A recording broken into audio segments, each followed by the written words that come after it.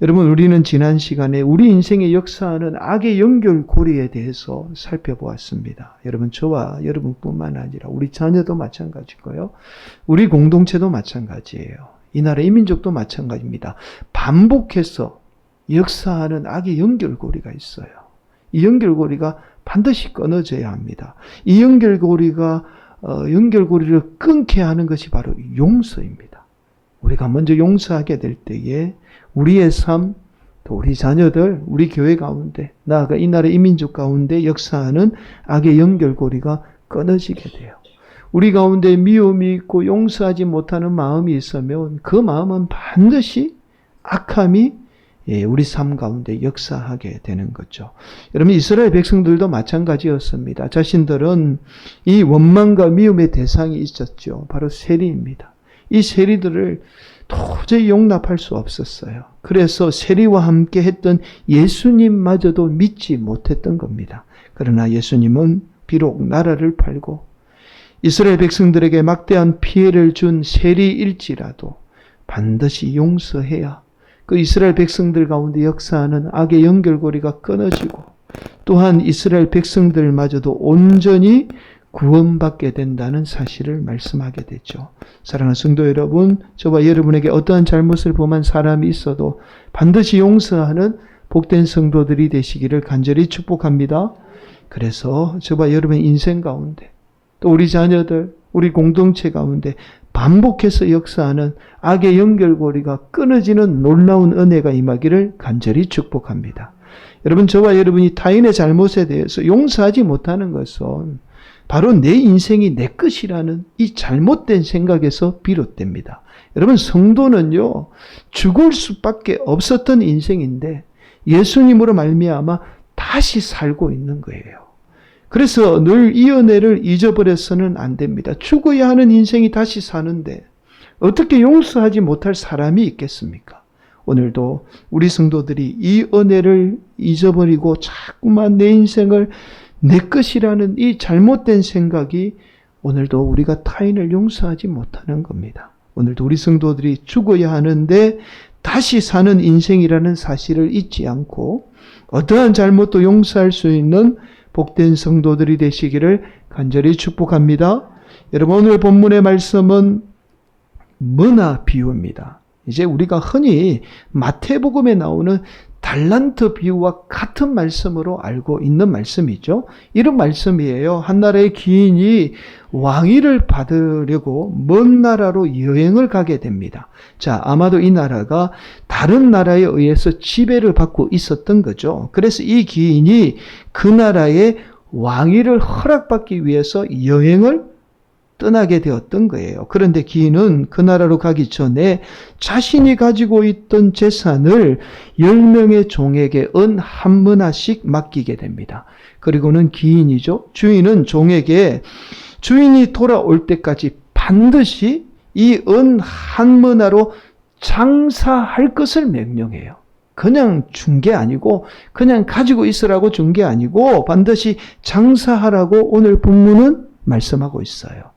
자, 여러분, 머나는 구약의 금이나 은의 무게 단위를 말합니다. 당시에 이제 한 머나는 100드라크마예요. 한 드라크마가 당시 남성의 노동의 임금이거든요. 그러니까 오늘날로 이 은 한 머나가 꽤 큰 돈입니다. 그러니까 우리가 상상 이상으로 큰 돈이에요. 그렇게 주인은 종에게 이 은 한 머나씩을 장사하도록 맡겨두고는 먼 길을 여행을 떠나게 되었던 거예요. 그런데 이때 이 주인이 왕이 되는 것을 원치 않았던 백성들이 몰래 사자를 보내서 이 주인이 왕이 되는 것을 거부하게 돼요.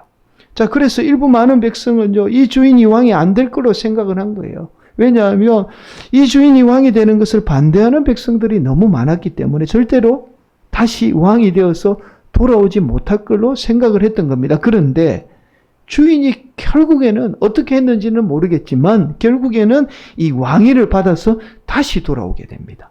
자, 왕위를 받아서 다시 돌아온 주인은 종에게 맡겨둔 은 한 머나에 관해서 묻게 되죠. 자, 그러자 첫 번째 종은 주인이 준 은 한 머나로 장사를 해서 10머나를 남기게 되었다라고 주인에게 대답합니다. 그러자 주인은 이 종의 명령에 순종해서 장사를 해서 10문화를 남긴 종에게 10고을을 다스릴 수 있는 권세를 주게 돼요. 여러분 당연하겠죠. 주인이 왕이 되어서 돌아왔으니까 이 주인의 명령에 순종한 종에게 10고을을 다스릴 수 있는 권세를 그렇게 주게 되었던 거예요. 자기 말에 순종한 종에게 그 권세를 주는 게 당연한 겁니다. 자, 이번에는 주인이 두 번째 종에게 맡겨둔 이 은 한문화에 관해서 묻게 되죠. 그러자 두 번째 종은 주인이 준 은 한문화로 장사를 잘해서 5문화를 남겼다고 대답합니다. 그러자 이번에도 주인은 자신의 명령에 충성한 종에게 5고을을 다스릴 수 있는 권세를 주게 됩니다. 자, 그런데 마지막 한 종은요, 주인에게 나와서 자신은 주인이 엄격한 사람이라 주인이 준 은 한문화를 그대로 가지고 있다가 그대로 가지고 왔다라고 말하게 돼요. 그러자 주인은 이 종의 말을 듣고는요, 은 한문화를 만약에 은행에라도 넣어두었더라면 이자라도 받을 수 있었을 텐데 그렇지 못한 이 종에게 화를 내며 이 은 한문화를 빼앗아 10문화를 가진 종에게 주게 돼요. 자, 여러분, 주인은 여기서 그치지 않아요. 이 종을 죽이게 됩니다. 여러분, 주인은 이 종이 자신에게 그렇게 손해를 끼친 것도 아니잖아요. 그런데 오늘 본문에 의하니까 이 종을 죽이기까지 합니다.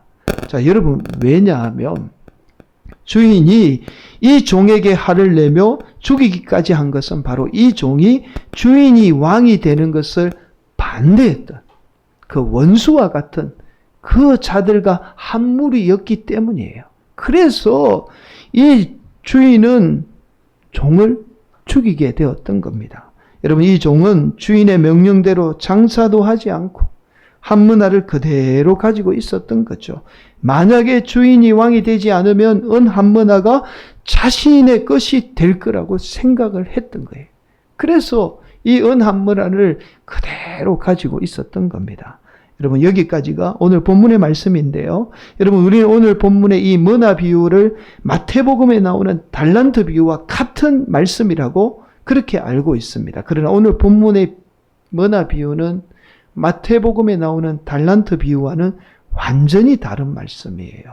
자, 여러분, 먼저 달란트 비유는 재능에 관한 비유의 말씀입니다. 마태복음 25장 15절은 이렇게 말씀해요. 앞에 한번 보실까요? 각각 그 재능대로 한 사람에게는 금 5달란트를, 한 사람에게는 2달란트를, 한 사람에게는 1달란트를 주고 떠났더니 분명하게 말씀하고 있습니다. 재능에 관한 말씀이다 라고 그렇게 말씀하고 있어요. 하나님이 저와 여러분 각자에게 맞는 재능을 다 주신 거예요. 어떤 재능이든지 간에 반드시 하나님이 저와 여러분에게 각자에 맞는 재능을 주었습니다. 그래서 마태복음의 달란트 비유는 그 재능을 잘 활용을 해서 재능을 남기는 인생이 되어야 한다는 말씀이 바로 마태복음의 달란트 비유의 말씀이에요. 자, 여러분, 마태복음의 달란트 비유는 그 비유의 목적에 대해서 예수님이 분명하게 밝히고 있어요. 재능에 관한 비유의 말씀이다 라고 분명하게 말씀하고 있습니다. 그래서 마태복음의 달란트 비유는 반드시 우리의 재능에 관해서 말씀해야 합니다. 간혹 마태복음에 나오는 이 달란트 비유를 물질에 관한 말씀으로 그렇게 전하는 경우가 있습니다. 우리에게 주어진 물질을 많이 남기는 인생이 되어야 한다라고 그렇게 말씀해요. 그러나 마태복음의 달란트 비유는 재능에 관한 비유예요. 그래서 다르게 해석되어서는 안 됩니다. 여러분, 마찬가지예요. 오늘 본문의 말씀은 마태복음의 달란트 비유와는 완전히 다른 말씀이에요. 똑같은 말씀이 아닙니다. 그래서 반드시 오늘 본문에 맞게 말씀이 해석이 되어야 합니다. 그래서 오늘 본문의 말씀을 마치 마태복음의 달란트 비유처럼 우리의 재능이나 물질에 관한 말씀으로 해석되어서는 안 돼요. 특히 오늘 본문의 말씀이요, 문화라는 이 물질의 단위 때문에 물질에 관한 비유의 말씀으로 그렇게 해석해서 말씀을 전하는 경우들이 너무 많이 있습니다. 그러나 물질에 관한 말씀이 아니에요. 여러분, 오늘 본문의 말씀은 예수님 당시 이스라엘 역사에 관해서 알지 못하면 무슨 비유의 말씀인지 정확하게 알 수 없는 말씀이에요. 여러분 오늘 본문의 말씀은요, 이스라엘 역사 가운데 하나의 중요한 사건과 밀접한 연관성을 가지고 있습니다. 여러분 예수님 당시에 이스라엘 내에서 절대적인 권력을 가지고 있었던 사람이 한 사람 있어요. 그 사람이 누구냐면 헤롯 대왕입니다. 여러분 헤롯 대왕은 로마 제국으로부터 이스라엘의 이 자치권을 부여받게 돼요. 그래서 당시 이스라엘은 정치적으로는 로마 제국에 속해 있었지만 그러나 헤롯 대왕에 의해서 다스려지게 되었던 나라입니다. 자, 이런 헤롯 대왕이 갑자기 죽게 되죠. 여러분 헤롯 대왕은 자신이 죽는 순간까지 자신이 죽는다는 사실을 받아들이지 못해요. 절대로 자신은 죽지 않을 거라고 생각을 합니다. 그런데 헤롯 대왕이 갑자기 죽게 되자 헤롯 대왕의 세 아들이 나누어서 이스라엘을 다스리게 되죠. 만약에 이 헤롯 대왕이 자신의 죽음을 미리 알았다라면 아마도 자신의 왕위를 물려줄 수 있는 후계자를 세웠을 거예요. 그런데 그렇지 못했던 거죠. 그래서 이 세 아들이 나누어서 이스라엘을 다스리게 됩니다. 그래서 우리는 흔히 이 세 아들을 분봉왕이라고 부르죠. 나누어서 다스렸다는 거예요. 그런데 헤롯 대왕의 세 아들이 이스라엘을 다스리기 위해서는 당시 로마 제국에 반드시 허락을 받아야 합니다. 그래서 헤롯 대왕의 아들이 많았거든요. 살아있던 첫 번째 아들이 헤롯 아켈라오입니다. 이 아켈라오가 유대 땅을 다스리게 돼요. 그래서 유대 땅을 다스리기 위해서 당시의 로마 황제인 아우구스투스를 찾아가게 돼요. 직접 먼 길을 여행을 가서 찾아가게 됩니다. 그런데 이때 유대의 지도자들과 그리고 유대의 종교 지도자들은 헤롯 아켈라오가 왕이 되는 것을 반대하게 돼요.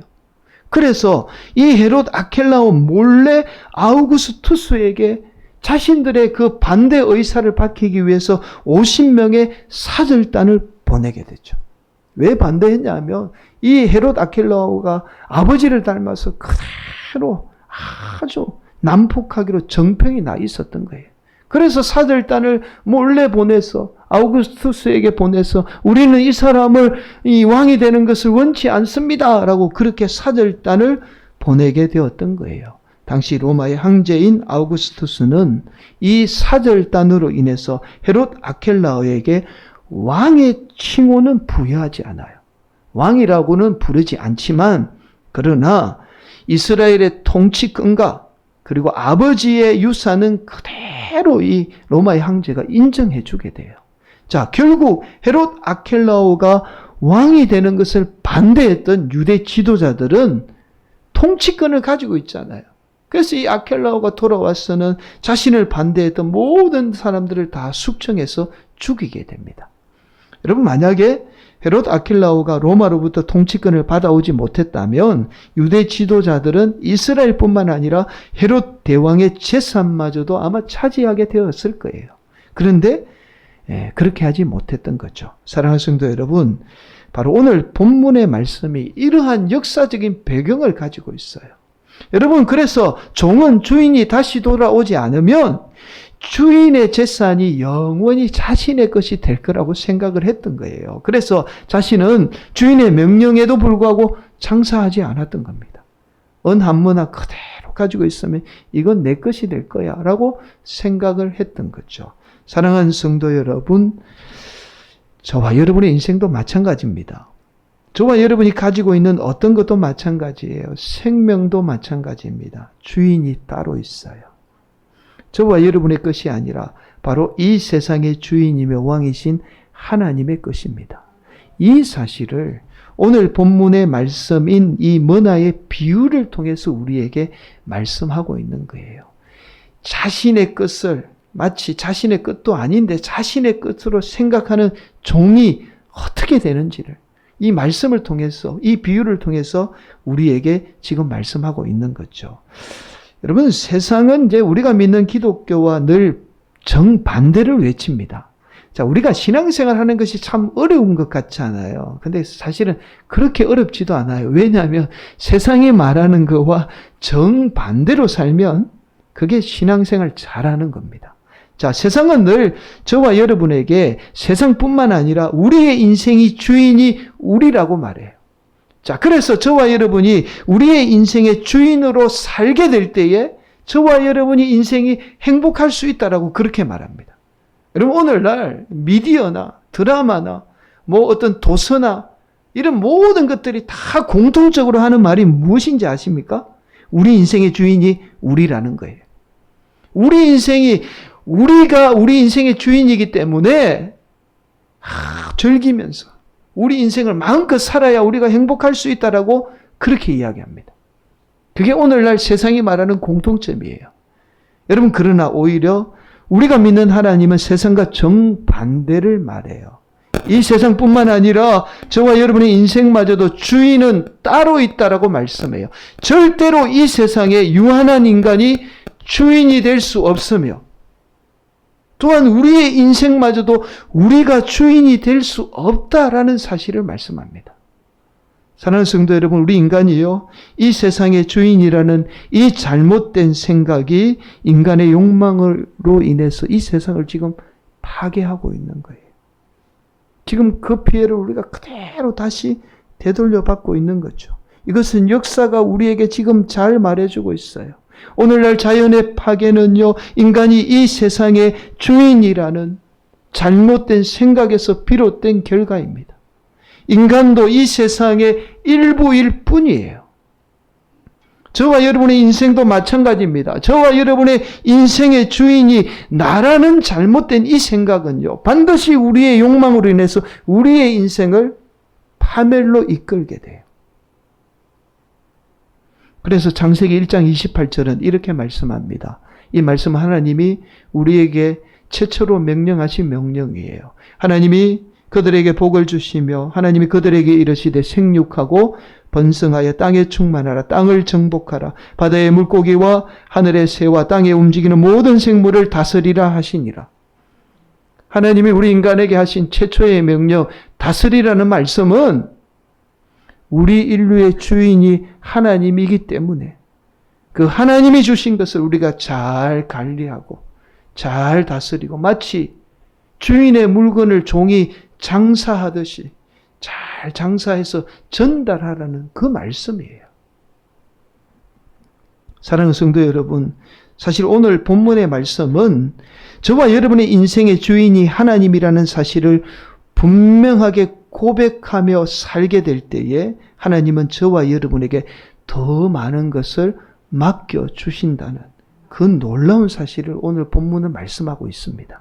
이 말씀은요, 저와 여러분이 하나님으로부터 더 많은 것을, 더 놀라운 복을 받게 된다는 말씀이에요. 우리가 하나님으로부터 더 많은 복을 받는 비결이 내 인생, 내가 가진 것, 내 것이 아니라 다 하나님의 것입니다 라고 고백하며 사는 길이에요. 그 길이 하나님으로부터 우리가 더 많은 것을 받게 되는 겁니다.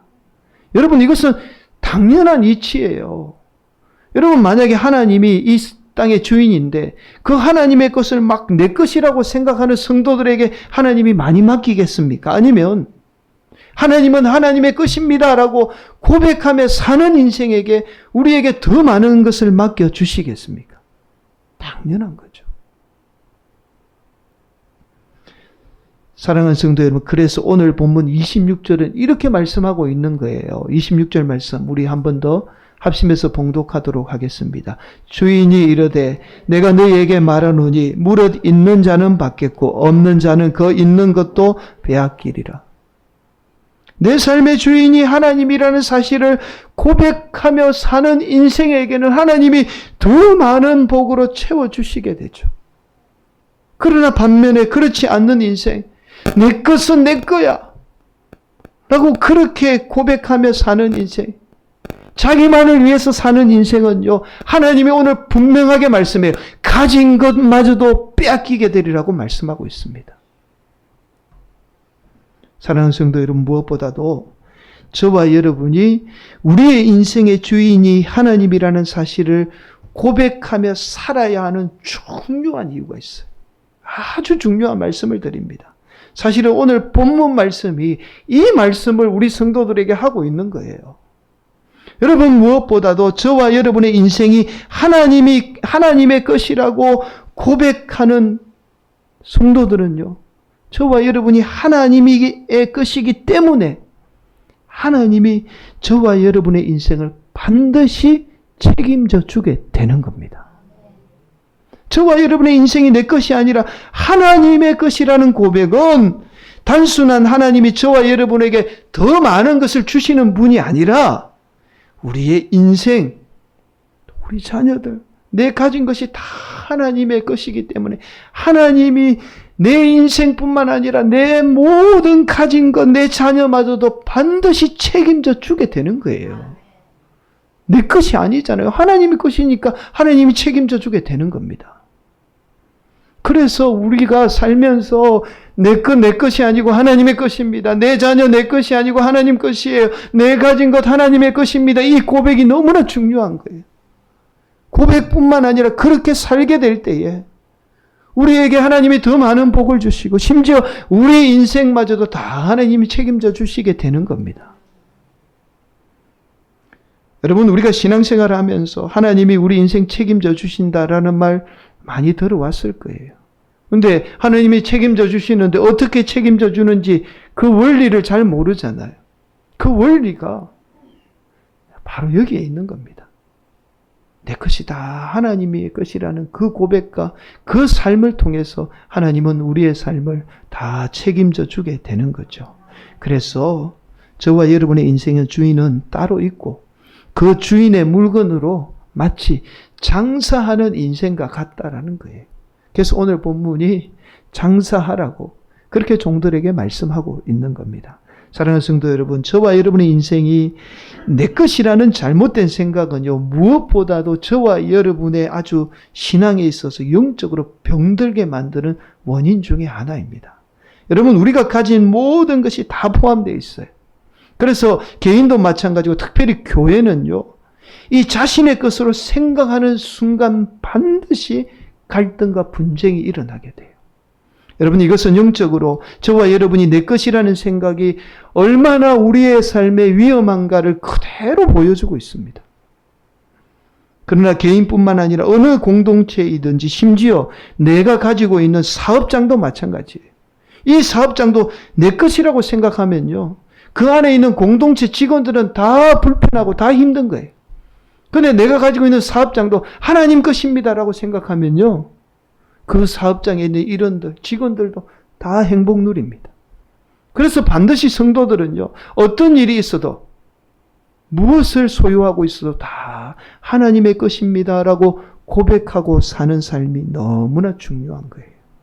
하나님이 더 많은 것을 주실 뿐만 아니라 내가 속해 있는 그 공동체마저도 행복하고 복된 공동체로 만들게 하는 원인이 바로 거기에 있는 거예요. 사랑하는 성도 여러분, 오늘은 교회가 정한 맥주 감사주일이자 우리 교회 창립 54주년을 기념하는 주일입니다. 여러분, 오늘도 우리 성도들이 올 한 해 상반기를 되돌아보며 우리에게 삶을 허락해 주신 하나님께 감사하는 성도가 되어야 됩니다. 정말 이번 주 한 주간을 보내면서 살아있음이 감사잖아요.